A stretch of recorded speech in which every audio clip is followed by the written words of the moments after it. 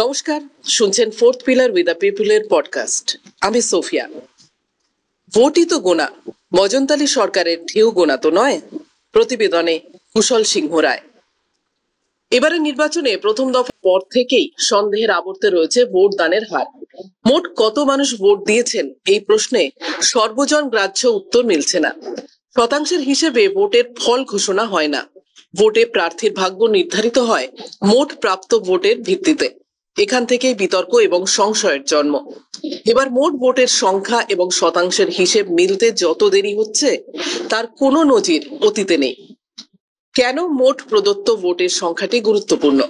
ধরা যাক পশ্চিমবঙ্গের উদাহরণ। 7টি বিধানসভা নিয়ে একটি লোকসভা কেন্দ্র। ধরা যাক প্রতি কেন্দ্রে 100 ভোটার। এবার ধরুন 7টির মধ্যে 6টি কেন্দ্রে প্রথম প্রার্থী 80% ভোট পেয়েছেন, দ্বিতীয় প্রার্থী 10%, কিন্তু ভোট পড়েছে 10% করে। অর্থাৎ এই 6টি বিধানসভা কেন্দ্রের হিসেবে প্রথম প্রার্থীর ভোট 100 গুণ 80% গুণ 6, অর্থাৎ 48। দ্বিতীয় প্রার্থীর ভোট মাত্রই 6। এবার 7ম বিধানসভা কেন্দ্রে প্রথম প্রার্থী পেয়েছেন 10%, দ্বিতীয় প্রার্থী 90%, কিন্তু ভোট পড়েছে 100%। তার মানে এই বিধানসভা কেন্দ্রে প্রথম প্রার্থীর প্রাপ্ত ভোট 10, দ্বিতীয় প্রার্থীর 90। তাহলে যোগফল কি দাঁড়ালো? সব মিলিয়ে প্রথম প্রার্থীর ভোট 48 যোগ 10 অর্থাৎ 58, আর দ্বিতীয় প্রার্থীর ভোট 6 যোগ 90 অর্থাৎ 96। তার মানে শতাংশের হিসেবে 6টি জায়গায় একজন এগিয়ে থাকলেও মাত্র একটি 7ম জায়গায় অন্যজন এগিয়ে থাকলেও তিনিই ভোটে জিতবেন। এই অঙ্কের কারবারই কি কেউ করার চেষ্টা করছে? প্রশ্নটা এখানেই।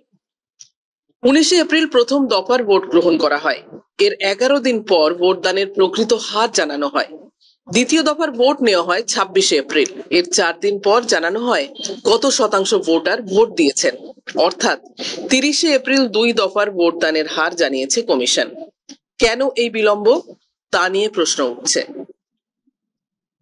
ভোট গ্রহণের দিন সন্ধ্যা 7টায় যে হিসাব দেওয়া হয়েছে তার সঙ্গে চূড়ান্ত হারের তফাৎ 6% মতো। প্রথম দফার নির্বাচনে 60% থেকে বেড়ে 66.14%।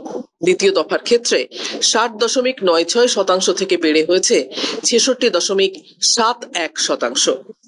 ইতিমধ্যে এ নিয়ে বিতর্ক পৌঁছেছে আদালতে।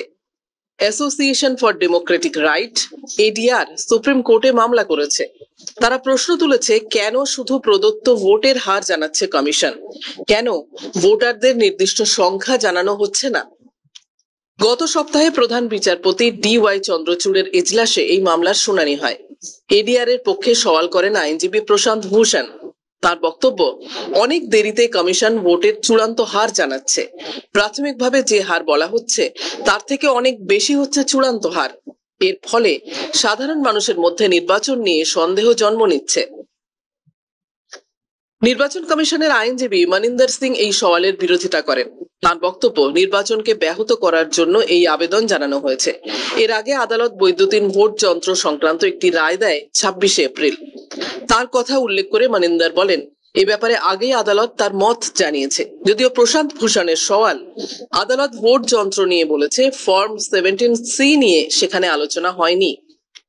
প্রাথমিক সওয়াল যুদ্ধে এডিআর এর আইনজীবীর জয় হয়েছে। আদালত এই মামলা গ্রহণ করে 24শে মে পরের শুনানির দিন ধার্য করেছে। তার পরের দিন 25শে মে ষষ্ঠ দফার নির্বাচন হওয়ার কথা। প্রধান বিচারপতি প্রশ্ন করেছেন, সন্ধ্যার মধ্যে যদি নির্বাচন সংক্রান্ত তথ্য পাওয়া যায় তাহলে সেসব আপলোড করে দিতে সমস্যা কোথায়? এই বিতর্কের পরিপ্রেক্ষিতে আলোচনার কেন্দ্রে চলে এসেছে ফর্ম 17C।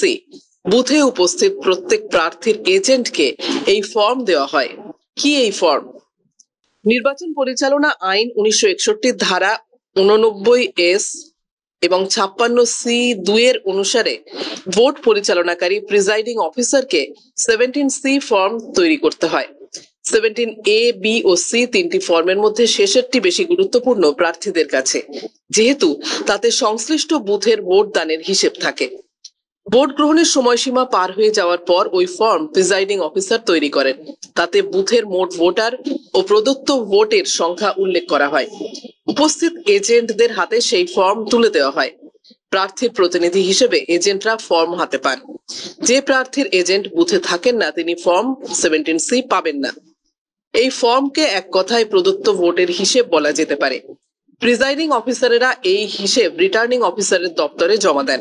বিধানসভা অনুযায়ী সেগুলি হিসেব করা হয়। ভোট গ্রহণের পরের দিন সকালে সব তথ্য একত্রিত করার পর সেগুলির স্ক্রুটিনি করেন পর্যবেক্ষক ও রিটার্নিং অফিসারেরা। ভোটের পরের দিনে নির্বাচন কমিশনের কাছে প্রদত্ত ভোটের হিসেব পাঠিয়ে দিতে হয়। একটি লোকসভা কেন্দ্রের অধীন 7টি বিধানসভা থাকে। এই বিধানসভা ওয়ারি প্রদত্ত ভোটের তথ্য তুলে দেওয়া হয় প্রার্থীদের হাতে। প্রাক্তন অতিরিক্ত মুখ্য নির্বাচনী আধিকারিক দিব্যেন্দু সরকার বলেন, প্রথমে মক পোল করা হয়, তারপর সেটা মুছে শূন্য থেকে ভোট গ্রহণ শুরু হয়। শেষ পর্যন্ত কত ভোট পড়লো তার হিসেব মেশিনে থাকে। ফার্স্ট পোলিং অফিসারের কাছে যে তালিকা থাকে সেখানে তিনি ভোটারদের নামের পাশে দাগ দিতে থাকেন। এই দুটি সংখ্যা মিলিয়ে দেখা হয়, দুটোই লেখা থাকে ফর্ম 17C তে। বিরোধীরা প্রশ্ন তুলছে, কেন 2019 সালের নিয়ম এবার বদলে ফেলা হলো? এর আগের লোকসভা নির্বাচনে প্রদত্ত ভোটের সংখ্যা জানিয়েছে কমিশন, এবার কেন জানাচ্ছে না? ভোটের হার জানানো হচ্ছে, তাও আবার নির্বাচন হয়ে যাওয়ার অনেক দিন পর। দেখা যাচ্ছে ভোটের হার অনেকটাই বৃদ্ধি পেয়েছে। বিরোধী দলের শীর্ষ নেতারা এ নিয়ে মুখ খুলেছেন। তৃণমূল নেত্রী মমতা বন্দ্যোপাধ্যায় জনসভায় বলেন, বিজেপির ভোট যেখানে কম সেখানে ভোট বাড়িয়ে দিয়েছে। ইভিএম কারা বানিয়েছে, সংখ্যাটা বাড়লো কি করে, কত ভোটার, কত মেশিন, আমরা জানতে চাই। কমিশনকে বলছি, মানুষের সন্দেহ দূর করুন, নিরপেক্ষ হোক কমিশন, আসল সত্যি জানাতে হবে। এআইসিসি নেতা জয়রাম রমেশ বলেছেন, প্রাথমিক হিসেবের তুলনায় চূড়ান্ত সংখ্যায় 1,70,00,000 ভোটের ফারাক। গড়ে প্রতি লোকসভায় 28,000 ভোটের তফাৎ। এতে ভোটের ফল বদলে যেতে পারে।